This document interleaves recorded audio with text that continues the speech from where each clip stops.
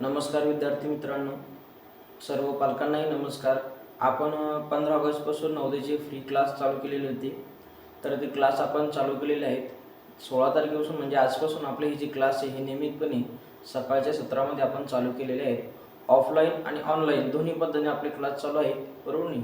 ज्या विद्यार्थ्यांना ऑफलाईन शक्य आहे त्यांनी ऑफलाईन या, आणि ज्या विद्यार्थ्यांना ऑनलाईन शक्य आहे त्या विद्यार्थ्यांनी काय करा, ऑनलाईन येऊन आपला क्लास जॉईन करू शकता. पूर्ण क्लास हा आपण मोफत पद्धतीने दिलेला आहे. बघा, आता या ठिकाणी आपल्याला आजचं जे आपलं प्रकरण पहिले, आपण सगळ्यात प्रथम नवोदयमधलं अंकगणित बघणार आहोत. अंकगणितामध्ये आपण सगळ्यात पहिला चॅप्टर संख्या आणि संख्या पद्धती बघणार आहोत. यामध्ये संख्या आणि संख्या पद्धतीमध्ये आपण पहिला जो मुद्दा बघणार आहोत हे आपण संख्येचे स्थान बघणार आहोत. संख्येची स्थानिक किंमत, बरोबर नाही. संख्या, बरोबर नाही. उदाहरणार्थ आपल्याला काय असतात, वेगवेगळ्या प्रकारच्या संख्या असतात, बरोबर नाही. त्या संख्येची आपल्याला काय असते, स्थानिक किंमत महत्वाची असते. बघा, आता आपण जर बघितलं की संख्येची स्थानिक किंमत कशी ठरते, बरोबर नाही. काय आपल्याला एखादी संख्येची स्थानिक किंमत कशी ठरते, बघा उदाहरणार्थ या ठिकाणी आपण 50 आहे म्हणजे 55 जर घेतले तर या 55 मधल्या 5 ची जी किंमत आहे आणि या ज्या 5 ची किंमत आहे ही स्थानिक किंमत कशी ठरते, बरोबर नाही. या दोन संख्येची स्थानिक किंमत कशी ठरते, तर आपल्या या ठिकाणी काय आहे, कोणत्याही संख्येची किंमत बघा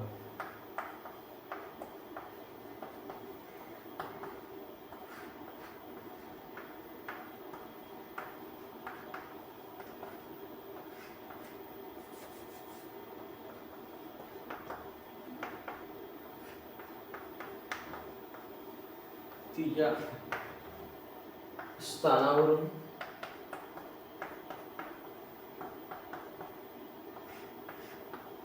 ठरते.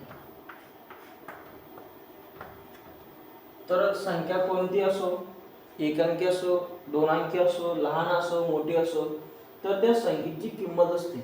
ही किंमत त्या संख्येच्या बघा स्थानावरून ठरते.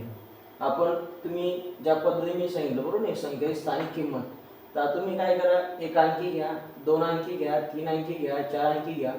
तर त्या संख्येची जी किंमत आहे ही किंमत कशावरून ठरणार आहे, तर त्या संख्येचं स्थान कुठे, बरोबर नाही, त्या स्थानावरून त्या संख्येची काय होणार आहे, किंमत ठरणार आहे.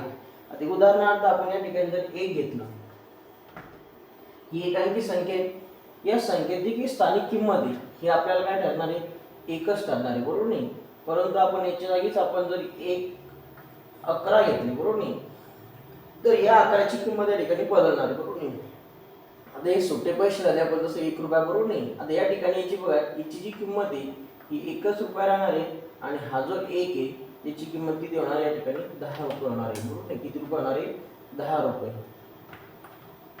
1 रुपये 10 रुपये, बरोबर नाही. म्हणजे याचं स्थान बदललं, याचं काय बदललं, स्थान बदललं. या ठिकाणी याचं स्थान बदलल्यामुळं याच्या किमतीत सुद्धा काय झाला,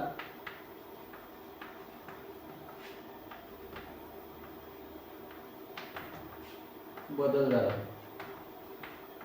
आपल्याला 1 रुपया बघा या ठिकाणी याचे एकचं महत्व हे 1 रुपया राहिलं, परंतु याचं जर महत्व आपण बघितलं तर याचं स्थान बदललं. या ठिकाणी याची किंमत किती झाली, 10 झाली. तर अशी आपण कोणत्याही प्रकारची जर संख्या घेतली, बरोबर नाही, तर त्या संख्येची काय होणारी स्थानिक किंमत या ठिकाणी बदलणार आहे. बघा, त्यानंतर 10 पटीने किंमत कमी होत जाणारी संख्येतील बघा डावीकडून उजवीकडे स्थानिक, बरोबर नाही. त्या ठिकाणी आपल्याला माहिती आहे एकक, दशक, शतक, बरोबर नाही. आता आपण हेच जर इंग्लिश मध्ये शिकलो, बरोबर नाही, तर आपल्याला ते काय म्हणतात, युनिट, 10,000, 10,000, 100, त्यानंतर काय लाख, बरोबर नाही. अशा पद्धतीने तर आपल्याला मराठीमध्ये बघा याचं स्थान यांनी काय म्हटलं, 10 पटीने किंमत कमी होणारी संख्येतील बघा डावीकडून उजवीकडे स्थानिक. तिकडे जर बघितलं आपण,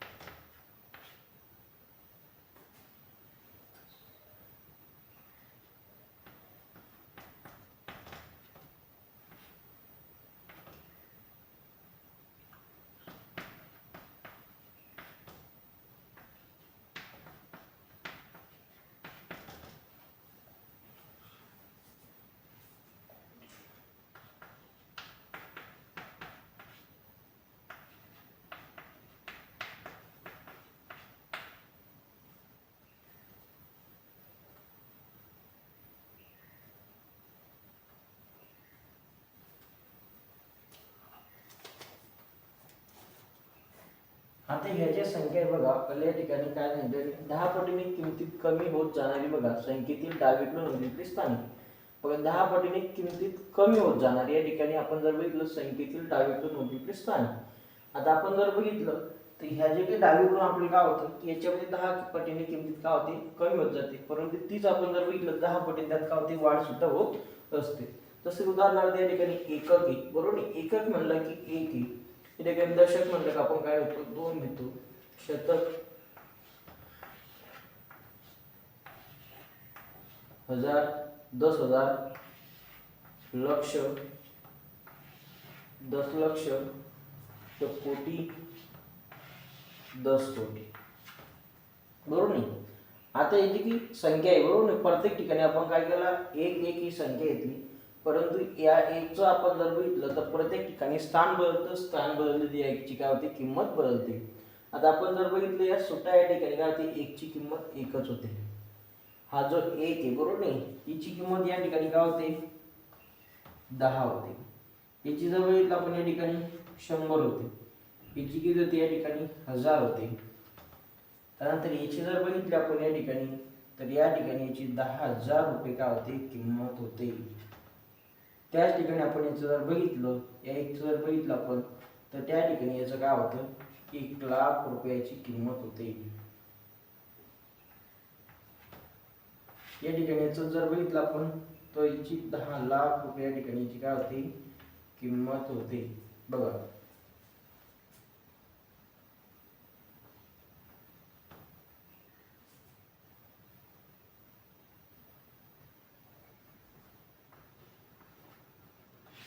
इथे कोटी. तर ज्या पद्धतीने स्थान बदललं काय या ठिकाणी जागाने आपण थोडंसं सोडून द्या. ज्या पद्धतीने याचं काय बदललं, स्थान बदललं, त्या पद्धतीने याच्या किमतीत काय होणार आहे, वाढ होणार आहे बरोबर नाही. स्थानानुसार याच्यात काय होणार आहे, किमतीमध्ये कमी सुद्धा होणार आहे आणि स्थानानुसार यामध्ये किमतीमध्ये काय होणार आहे, वाढ सुद्धा होणार आहे. आपण हे लक्षात घ्यायचं बरोबर नाही. तुम्हाला समजलं स्थानावरून किमतीची काय होते, एखाद्या संख्येवरून बघा स्थानिक किमतीत काय होते, वाढ होत असते. मग ती आपण जर बघितलं 10 पटीने किमतीत कमी होत जाणारी बघा संख्येतील डावीकडून उजवीकडे स्थाने बरोबर नाही. आता या ठिकाणी आपण जर बघितलं तर हे डावीकडून काय बघितलं आपण, उजवीकडे स्थाने. हे डावीकडून या ठिकाणी इकडे माझी जी साईड आहे बरोबर नाही, या साईडनुसार डावीकडून काय होते, उजवीकडे येणारे जे 10 पटीने किमतीत काय होते, कमी होते बरोबर नाही. हे स्थान आपण बघितलं त्या ठिकाणी तुम्हाला ते ऑब्झर्वेशन करायला समजतं. यानंतर बघा आपण जर पुढचा जर विषय घेतला तर पुढचा पॉईंट आपल्याला संख्यामध्ये सम विषम संख्या बघा.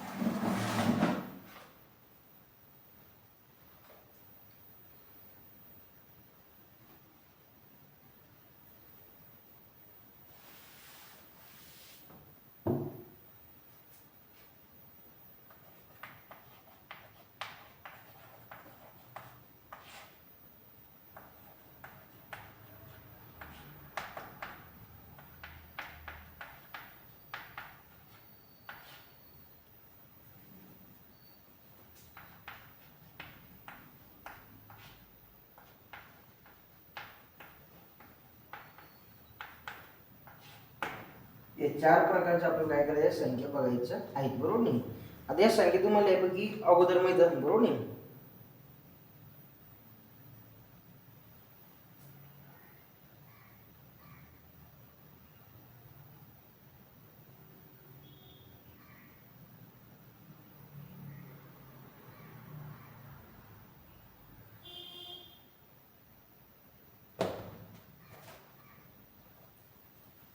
या ठिकाणी आपल्याला बघायचं आता संख्या आणि संख्यापद्धतीमधला दुसरा पॉईंट. या ठिकाणी आपल्याला बघायचं आहे संख्येमधलं सम, विषम, मूळ आणि संयुक्त संख्या.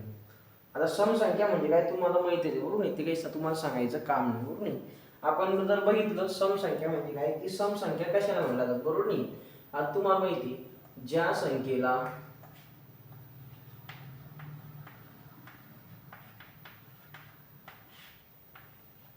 दोन ने काय दोन ने विशेष भाग जातो, निशेष या ठिकाणी काय होतं आपल्याला की निशेष भाग जातो,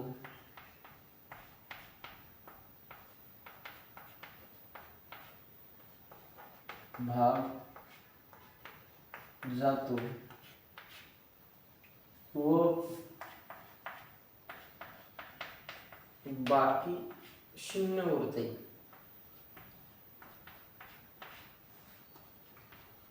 अशा संख्येला आपण समसंख्या म्हणतो। अशा संख्येला समसंख्या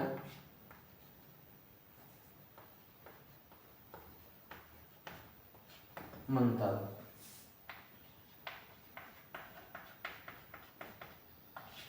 काय आपल्याला ज्या संख्येला काय होतं, कोणतीही संख्या जर असली बरोबर नाही, ज्या संख्येला 2 ने, आता आपण या ठिकाणी समसंख्या बोलू लागलो बरोबर नाही, ज्या संख्येला 2 ने निशेष भाग जातो त्या व बघा भाग जातो या ठिकाणी आणि बाकी किती उरते या ठिकाणी शून्य उरते, त्या संख्येला आपण काय म्हणतो, समसंख्या असे म्हणतात। उदाहरणार्थ समसंख्या म्हणजे कोणत्या, मग या ठिकाणी बघा उदाहरण आपण जर बघितलं समसंख्येचं उदाहरण 2 4 6 8 10 12 बरोबर नाही, या संख्येला जर तुम्ही समसंख्येने बघा भाग जर गेला तर बाकी काय होते, शून्य उरते या ठिकाणी। त्याच पद्धतीने आपण जर बघितलं विषम संख्या, तर विषम संख्या म्हणजे काय बरोबर नाही, याच्याच विरुद्ध बघा विषम संख्या। आपण जर याच्याच विरुद्ध बाजून जर घेतलं बरोबर नाही, तर ज्या संख्येला बघा 2 ने निशेष भाग जात नाही, ज्या संख्येला 2 ने निशेष भाग जात नाही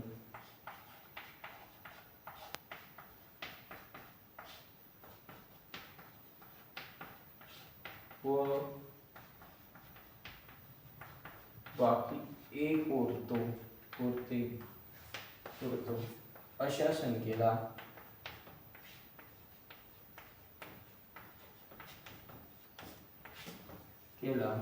विषम,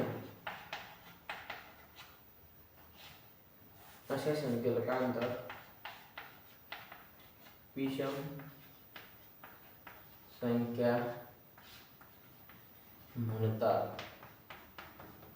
काय म्हणलं की अशी संख्या बरोबर नाही, अशी संख्या घ्यायची आपल्याला विषम संख्या म्हणजे काय, की ज्या संख्येला 2 ने काय होतो, निशेष भाग जात नाही बरोबर नाही आणि बाकी काय होते, एक उरते, अशा संख्येला काय म्हणलं जातं, विषम संख्या असं म्हटल्या जातं बरोबर नाही, तिला काय म्हणलं जातं, विषम संख्या म्हणतात। उदाहरण आपण या ठिकाणी जर घेतलं 3 5 7 बरोबर नाही 9 बरोबर नाही, या संख्या तुम्ही घेऊन बघा बरोबर नाही, या संख्येला काय होतं, विशेष भाग जात नाही बरोबर नाही, यापैकी कोणताही एक अंक असतो बरोबर नाही। त्यानंतर आपण जर उरले 2 ने भागले असतं बाकी एक उरते, ती विषम संख्या असते किंवा विषम संख्येचे स्थान बरोबर नाही। उदाहरणार्थ कोणती जर विषम संख्या जर घेतली आपण बरोबर नाही, या ठिकाणी आपण जर बघितलं तर जे काही सम संख्या असते बरोबर नाही, मी तुम्हाला सांगितलं सम संख्या, तर सम संख्येचे एक स्थानी काय असते, 2 4 6 8 बरोबर नाही, शून्य पण असतो, 0 2 4 6 8 ही संख्या असतात सम संख्येच्या एकक स्थानी असतात। आणि आपण जर बघितलं विषम संख्येच्या एकक स्थानी काय असतात, या ठिकाणी मी तुम्हाला सांगितलं 3 5 7 9 ही संख्या काय होतात, विषम संख्येच्या एकक स्थानी असतात। जसं की 395 आपण जर घेतलं तर ही पूर्णपणे काय विषम संख्या आहे, म्हणजे 5 ही विषम आहे, 9 ही विषम आहे, 3 ही विषम आहे, परंतु या ठिकाणी आपण काय घेतलं 805 घेतलं बरोबर नाही, तर या ठिकाणी एकक स्थानी काय आहे 5 आहे, तर 5 हा काय आपला या ठिकाणी विषम अंक आहे बरोबर नाही, ते ही काय झाल्या ते विषम संख्या धरली जाते। त्याच पद्धतीने आपण या ठिकाणी जर बघितलं सम संख्येचे एकक स्थानी काय असतात, 2 4 6 8 हे अंक असतात बरोबर नाही। या ठिकाणी आपण 266 जर घेतले तर याच्या एकक स्थानी काय 6 आहे, तर ही कोणती संख्या असते, सम संख्या असते। त्यानंतर आपल्याला बघायचे आता या ठिकाणी काय बघितलं आपल्याला मूळ संख्या, बघा लक्ष द्या आपल्याला याच्यावर बघायचं आहे, हे सिंपल आहे बघा, आपल्याला सगळं ऑलरेडी माहिती आहे, सम संख्या विषम संख्या संख्येची स्थानिक किंमत मूळ संख्या संयुक्त संख्या बघा, त्यामुळे आपल्याला याच्यात एवढे विशेष लक्ष द्यायचे, फक्त आपल्याला समजून घ्यायचं एकदा आपण नव्यानं सुरुवात केली तर आपल्याला ती करायची व्यवस्थितपणे समजून घ्यायची आहे, जेणेकरून आपल्याला समोर अडचण यायला नको.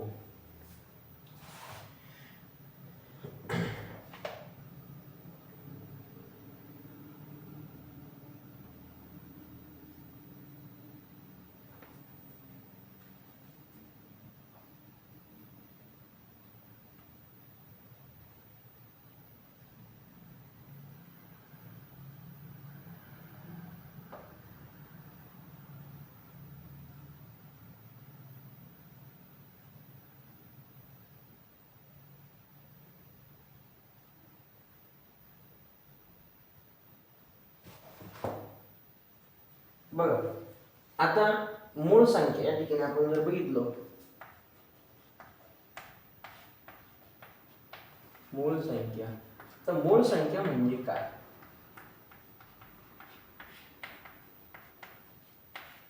हाही प्रश्न तुमच्या मनात आला असेल, बरोबर नाही? तर मूळ संख्या म्हणजे काय की एवढं घाबरून जाण्याचं काम नाही, अगदी सोपं आहे, बरोबर नाही? मूळ संख्या म्हणजे काय की कोणत्याही, बरोबर नाही, कोणती जर संख्या असली, बरोबर नाही, ज्या संख्येला काय होतं एक, काय, ज्या संख्येला, बघा, ज्या संख्येला एक किंवा त्या संख्येने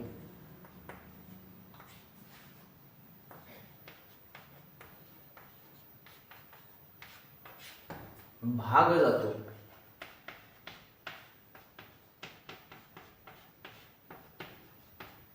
त्या संख्येला काय म्हणलं जातं? मूळ संख्या म्हटल्या जातं, मूळ संख्या म्हणतात.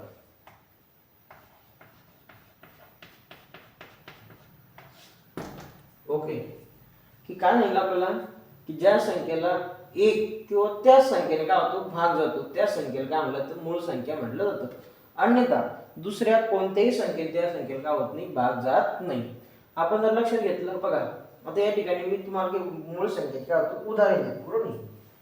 या ठिकाणी 2 घ्या, 5 घ्या, त्यानंतर 2, 3, 5, त्यानंतर 7, बरोबर नाही?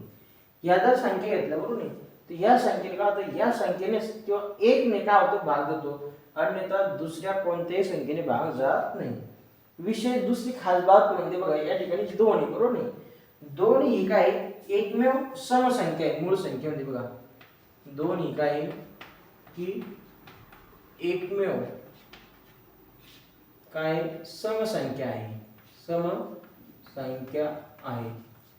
अन्यथा आपण जर बघितलं तर मूळ संख्येमध्ये सर्व संख्या कशा आहे, सर्वच 2 सोडून, बरोबर नाही, सर्वच संख्या काय विषम आहे, विषम आहे. आपण जर 2 सोडली, या ठिकाणी 2 संख्या ही जर 2 संख्या सोडली तर बाकी मूळ संख्या सर्व संख्या कशा आहेत, विषम संख्या आहे. बघा यानंतर आता तुम्हाला मूळ संख्या समजली, बरोबर नाही? ज्या संख्येला काय होतो एक ने किंवा त्या संख्येने भाग जातो अशा संख्येला काय म्हणलं तर मूळ संख्या म्हणलं. तर मूळ संख्येचे आपण उदाहरण बघितलं 2, 3, 5, 7, बरोबर नाही? यामध्ये आपण 2चं वैशिष्ट्य असेल की मूळ संख्येमध्ये 2 ही काय एकमेव अशी संख्या आहे की ती काय सम आहे, बरोबर नाही? त्यानंतर 3, 5, 7 ह्या जे काही संख्या आहेत ह्या कोणत्याही विषम संख्या आहेत, आपल्याला सांगायचं काम नाही. कारण मी ऑलरेडी तुम्हाला सांगितलं सम संख्येच्या एकक स्थानी 0, 2, 4, 6, 8 हे अंक असतात आणि विषम संख्येच्या एकक स्थानी 3, 5, 7 हे काय होतात, 3, 5, 7, 9 हे अंक असतात. बघा त्यामुळे आपल्याला सम आणि विषम संख्या काय आलं पाहिजे, लगेच ओळखता गेलं पाहिजे. फक्त इथे वैशिष्ट्य थोडंसं वेगळं सांगितलं 2चं की पूर्ण मूळ संख्येमध्ये 2 ही काय एकमेव संख्या आहे की ती काय सम संख्या आहे. ठीक आहे, आता आपल्याला बघायचं संयुक्त संख्या. मग संयुक्त संख्या म्हणजे काय, बघा या ठिकाणी आपण ज्या संख्या बघा मूळ संख्या नाहीत त्यांना संयुक्त संख्या म्हणतात.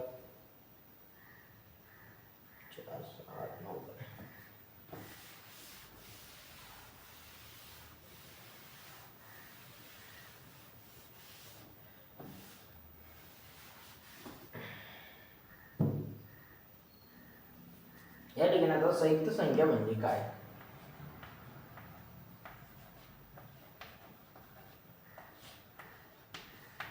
संयुक्त संख्या बघा आता संयुक्त संख्या आपण जर बघितल्या तर संयुक्त संख्या म्हणजे काय, आता या ठिकाणी आपण जर लक्षात घेतलं तर बघा ज्या संख्या बघा काय लिहिलं आपल्याला,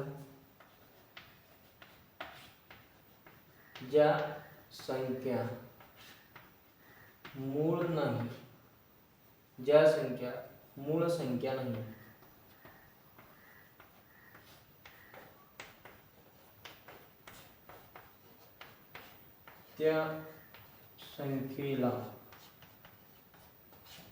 त्या संख्येला संयुक्त संख्या म्हणतात.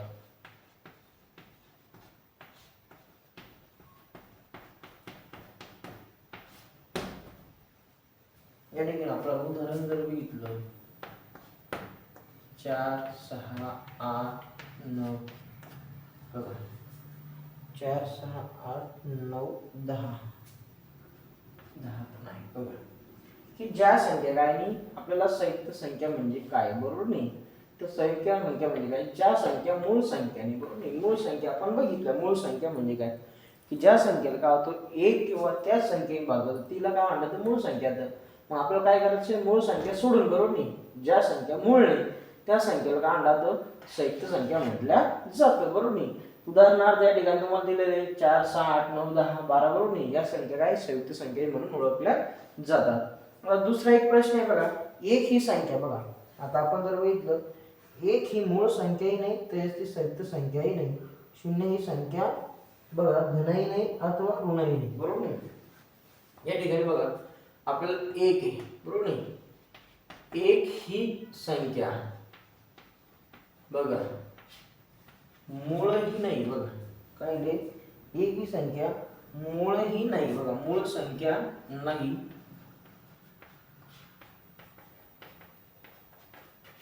आणि संयुक्तही नाही,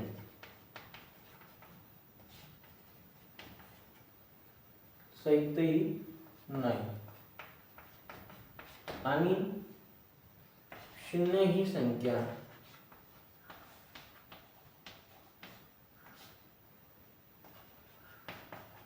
धन